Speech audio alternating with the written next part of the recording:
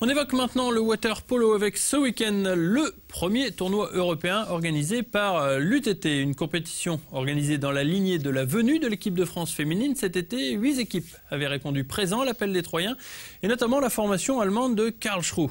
C'est finalement Lille qui l'a emporté. L'UTT réussit son tournoi en montant notamment sur la 3e marche du podium. Bastien Monnier, le président du comité d'organisation, est en notre compagnie pour parler un petit peu de cette compétition et ce sport qu'on n'a pas l'habitude vraiment de voir dans l'Aube. Bonsoir Bastien.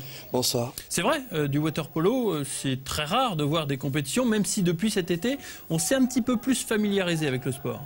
Comme vous nous l'avez dit tout à l'heure, c'était plus il y a 5-6 ans qu'à Troyes, le water polo était vraiment présent.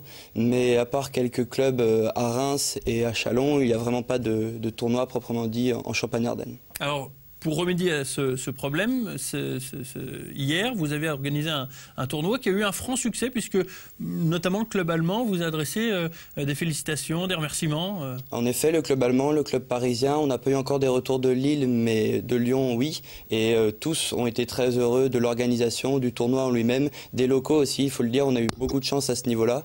Et voilà, tout s'est bien déroulé du début jusqu'à la fin. On a eu beaucoup de bénévoles sur le tournoi. Encore une fois, merci à ceux qui nous ont mis la ville à disposition, la piscine à disposition, ouais. La piscine des Chartreux, qui est quand même, il faut l'avouer, un très beau complexe. Donc merci à la ville de Troyes, merci à ceux qui ont été présents tout au long du tournoi. Ça met en lumière aussi le club de l'UTT qui possède donc un club de water polo. Je crois qu'il y a 30 à 40 licenciés, c'est beaucoup. Donc, oui, c'est beaucoup comparé à l'année dernière, surtout parce qu'il faut rappeler qu'on a commencé à 10.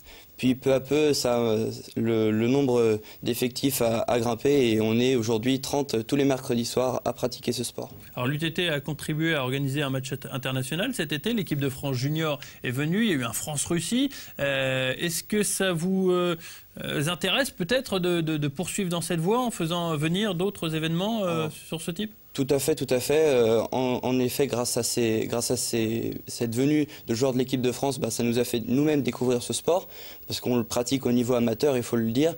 Mais maintenant, justement, ça nous donne un petit peu une visée vers le futur, car nous-mêmes, nous avons le championnat de France universitaire, oui, auquel nous participons depuis plusieurs années déjà, et ça nous permet de nous préparer, mais ça nous permet également d'apprécier le jeu à haut niveau. D'accord, donc on peut peut-être s'attendre à voir des compétitions internationales prochainement.